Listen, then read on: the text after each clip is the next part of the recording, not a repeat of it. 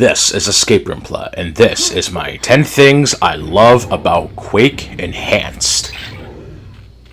And then in another video, I'll talk about the 10 things I hate about Quake Enhanced, because I am a view whore. Nah, I'm just kidding, but I figured I'd try to separate the positives and the negatives. The good positive. You know what I mean. Okay, so I actually just recently got around to buying the Quake game on all systems, so I should have some reason to talk about it. And after playing a little bit on stream, I figured I'd go ahead and talk about the things that I liked and some things I don't. But of course, to start off, because I want to be Mr. Positive Nice Guy, the good kind, I figured I'd go ahead and actually list some things that I actually like. And no, it's not just that the game looks nice and it runs fine. No, I'm talking about actual positives that make this even better than Unity Doom at launch. Now, it has issues, and it's not just, oh, that's this and that. No, there are actual issues that need fixing. But before I get into that, we gotta talk some serious shit. So, the first thing I want to mention is that the game, even on console surprisingly, has a lot of customization for graphics. And yes, I know I said I wasn't going to talk about stuff that was irrelevant, but I have to mention something. This remaster done by Night Dive Studios, I believe, has done a phenomenal job of taking the original Quake game that essentially surpassed a lot of machines at the time and turned it into a smooth and silky stone's worth of good stuff. And not only are you able to make the game look much fancier compared to other stuff, such as the UI customization, or even having the old school HUD, which is what I like because it's the most informative, but you can even go so far as either changing the graphics to make it look like the original, like on DOS, and of course WinQuake, or you can up the graphics and make them look better. Now, of course, yes, there are still some things that are going to look kind of outdated, but for those who are absolutely picky about graphics, you can basically make the game look a little nicer, polishing an older game, or for those purists like I am, you can go for the old school graphics, and as far as I can tell, none of the newer graphics will interfere with anything. Not to mention you can even adjust the field of view, including on the console version. I believe the default is 95, but you can crank it up to 125. And honestly, I don't really care much for high field of view on older games, especially games this old. Like, I don't think it makes that much of a difference, and plus, the stretching of the gun kind of looks ugly. But I'm not going to hold it against it because this game was made during a different time, so not everything is going to translate properly. But for those who've been complaining about field of view in these games, I will be happy to report that yes, you can change it on any system that you're playing, including the Nintendo Switch, which runs pretty well from what I played. Which is actually the version I got first, because I had some extra funds after buying No More Heroes 3. Another thing I want to mention is split screen is available on all platforms, including PC, 4-player split screen co-op and deathmatch options, which is great. And also for deathmatch, you can add in bots as well. That's a nice little bonus. Now, I don't quite know how extensive the bots can be customized, but I do know that it is finally a miracle that we can finally have a modern-day classic first-person shooter. Yeah, I know, just pulled an oxymoron, shut up. And that you can finally have customizable bots in your game. Like, seriously, this is so fucking good, it almost made me cream myself when I played it the first time. Like, seriously, it is just so freaking good that it's not even funny. Like, seriously. Having 4-player split screen on top of having bots and deathmatch, holy shit. Like, seriously, you can't get any better than that. Except for the fact that I don't have land, but I'll get to that. Another thing I want to mention, this is probably the biggest one on the list, is crossplay. Yes, you can play with PC users, PlayStation users, Xbox users, and the Switch version. Everybody gets none of the fun. Although, of course, if you're playing on console, you have to pay the fucking, the admission fee, because Nintendo, Microsoft, and Sony are fucking assholes who think that charging money for playing online will equate to better business when it fucking doesn't. But this is one of the few games I can think of where it has crossplay in almost everything, and it's fucking crazy good that this type of game, even Sony allowed crossplay for such an old game. Like, seriously, this is a PlayStation 4. Yes, you can have crossplay on PlayStation 4, a system that's known to not really do a lot of crossplay unless it's something extremely big, like Fortnite or Rocket League.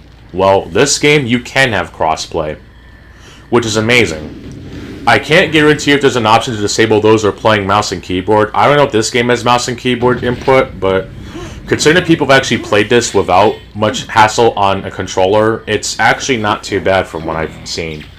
Although, using a mouse and keyboard on PC is pretty much relatively the same as the version. It's just, you have to do a little more experimenting, although not every single little thing can be customized. But speaking of which,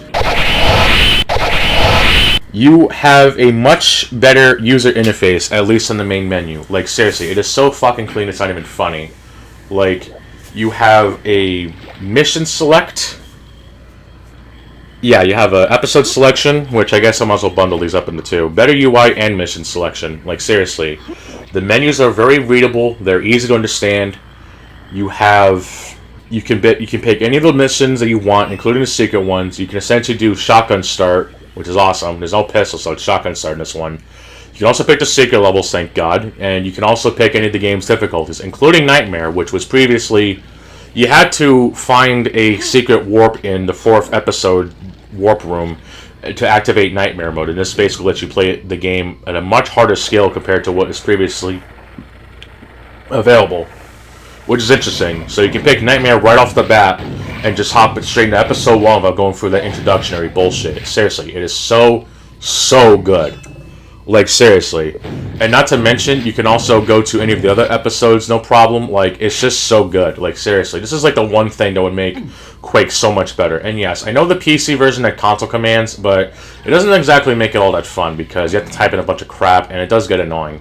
There is console commands on PC, but I would assume this would disable achievements, so don't do that. Speaking of which, this game does have achievements on all the platforms, although the PS4 and Xbox One versions use the same trophy system that all the other games do, while the PC and Switch versions have a little menu inside that lets you view achievements such as beating levels, beating different episodes, beating the game, of course, and beating campaigns on Nightmare difficulty. Some special ones like beating a shambler with only your hatchet, which is very hard.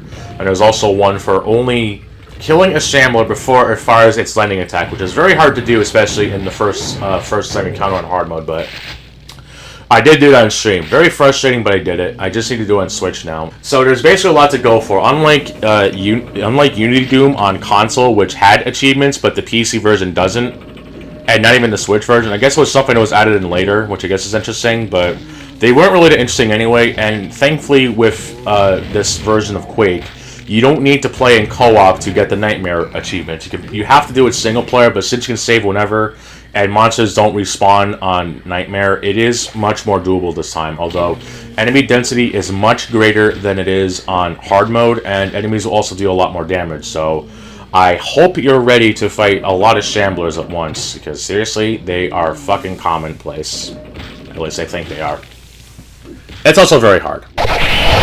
You have all the previous expansions, at least the official ones, Scourge of Armageddon, I believe, and the other one, and of course the other one that was free to download, Dimensions of the Past, and now you have a new one, Dimensions of the Machine, so you essentially have 4 expansions to play around with in this version, and you don't have to do any of this bullshit switching around. You can pick it right from the main menu too, so it's very easy to get in, and of course if you want to play the game on Nightmare mode, you have the level selection, which lets you hop right into the first level without doing that hub bullshit, so it is very, very accessible. Like, seriously, it is just so good. Like, I love this shit.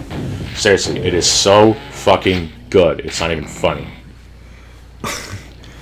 Like, I cannot stress just how freaking good this is. Like, seriously, they did an amazing job with accessibility and all this BS. Like, I just absolutely love it. Also, another thing that they did is that you can actually skip the splash screens, which is one of my biggest issues with Doom 64 on the Switch. And I assume on console as well, since I know there's a limited run games release of this shit, but I highly doubt it's been patched to fix that. And just to prove it right now, I'm going to whip up my Switch and actually turn on Doom 64. I'll leave it up to volume just so you can hear it.